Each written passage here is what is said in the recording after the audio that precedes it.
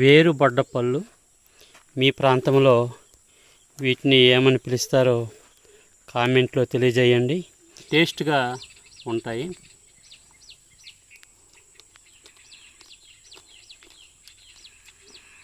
చాలా బాగున్నాయి. Hi friends, ఎలా ఉన్నారు?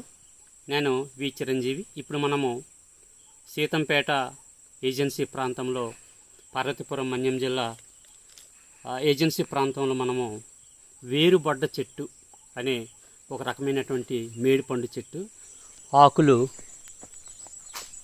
మనం గమనించినట్లయితే ఇలా ఉంటాయి ఆకులు. ఈ వేళ్ళు చెట్టు పైనుంచి మర్రి ఓడల్లాగా వస్తాయి. ఆ మర్రి ఓడల్లాగా ఉన్న ఆ ఓడల్లోనే ఈ కాయలు కాస్తాయి.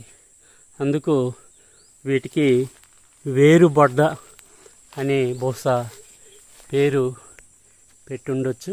ఇలా చుట్టూ మనం ఎక్కడ చూసినా ఇలాగ వేళ్ళకి ఇంకా పెరుగుతూ ఉన్నాయి. ఇంకా కింద వరకు అలాగా వస్తాయి. చూడండి, బాగా మొత్తము వేళ్ళు ఓడలు, మర్రి ఓడల్లాగా కింద వరకు వచ్చాయి. ఆ మర్రి ఓడల్లాగా ఉన్న వాటిలో పళ్ళు చూసినట్లయితే ఇలాగ రెడ్డిష్గా ఇలా వస్తుంది. ఇవి మేడి పండులో ఒక రకము.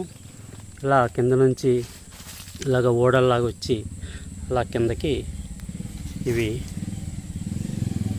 కాస్తూ ఉంటాయి. మా ప్రాంతంలో మేము ఈ పండ్లను తింటాము.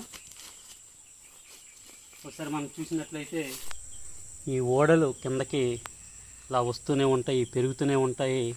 వాటిలో ఇంకా పెరుగుతూనే ఉంది, ఇంకా కాయలు కాస్తున్నాయి.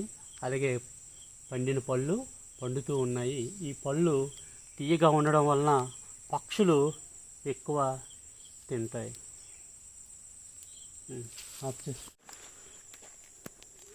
వేరుబడ్డ పళ్ళు ఇప్పుడు మనం చూసాం కదా.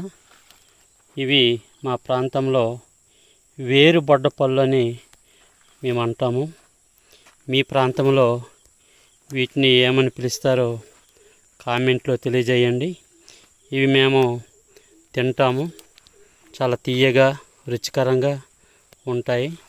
ఇవి మేడి పళ్ళలో ఒక రకమైనటువంటి వేరుబడ్డ పళ్ళు. ఈ వేళ్ళు ఓడల్లాగా కిందకు వచ్చేసి అలాగా ఆ ఓడల్లోన వేళ్ళలోన ఈ పెరుగుతాయి కాబట్టి వేరుబడ్డ అనేసి పేరు. మనము వేరుబడ్డ పళ్ళుని చెట్టు నుంచి కోసాము.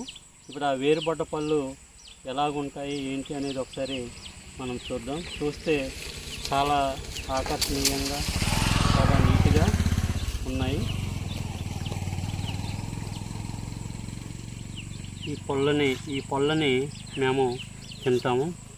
ఇలాగా ఇది మేడి పండులో ఒక రకమైన పళ్ళు. వీటిని వేరుబడ్డ పళ్ళు అని అంటాము. చూద్దాం, చాలా రుచికరంగా ఉంటాయి. మనం చూసినట్లయితే చూసేందుకు చాలా ఆకర్షణీయంగా, చక్కగా ఉన్నాయి. ఇవి మంచి టేస్ట్గా ఉంటాయి.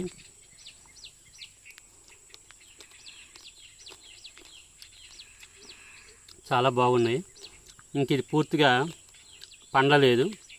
చూసినట్లయితే ఇది వైట్గా ఉంది. ఇదంతా రెడ్గా మారుతుంది. రెడ్గా ఉంటే మంచి టేస్టీగా ఉంటుంది. అలాగే ఇది బాగా పండిన తర్వాత, ఇలా బాగా మగ్గిన తర్వాత ఇలా ఈ కలర్లోకి వస్తుంది. ఈ కలర్లోకి ఇది తీయగా ఉంటుంది. పక్షులు తిన్నాయి. ఇంకా బాగా మగ్గిపోతే ఇందులో పురుగులు పట్టే అవకాశం ఉంటుంది. కానీ స్వీట్, మంచి స్మెల్, స్వీట్గా తీయని వాసన వస్తుంది. అందుకు పక్షులు ఇవి ఎక్కువ పండినంత వరకు ఇవి ఉంచవు, పక్షులు తినేస్తాయి.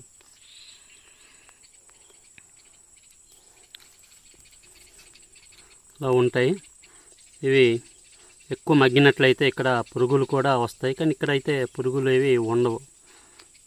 ఇవన్నీ పిక్కలు. ఆ పిక్కలు కూడా తింటాము. ఒక రకమైనటువంటి జామ్ పిక్కలు ఎలాగైతే మనకి నోరుకు రుచికరంగా ఉంటాయి అలాగే ఉంటాయి. చాలా తీయగా ఉన్నాయి. వీటిని మా ప్రాంతంలో వేరుబొడ్డ అంటారు. చాలా రుచికరంగా అలాగా ప్రకృతిలో అడవుల్లో లభించే ఈ పళ్ళను మేము తింటూ ఉంటాము.